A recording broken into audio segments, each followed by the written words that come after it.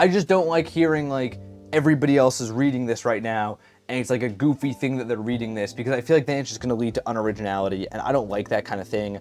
I also do think, on a more serious note, like a lot of creativity or perceived creativity comes from your uniqueness and is coming from like what you're consuming that causes you to make the things that you make. So I feel like if everybody is reading this thing, it might be more, if anything, of like a trend.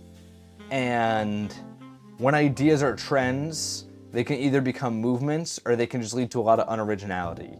I just don't like hearing like everybody else is reading this right now and it's like a goofy thing that they're reading this, because I feel like then it's just going to lead to unoriginality, and I don't like that kind of thing. I think that having a consumption is a very important part of creating art. You know what I mean? If you're reading a bunch of French novels, you're going to end up writing stuff that's a little bit more in tune with that, right? I think that's a part of this whole process that's maybe talked about not as much. So I think that it is important to consider something like that when going into a book like this that's literally marketed as like, this is going to affect your creativity. That's the whole point of this book. And, you know, I think it's important to be aware that a ton of other people are reading it. And do you want to be the same type of creative as all these other people?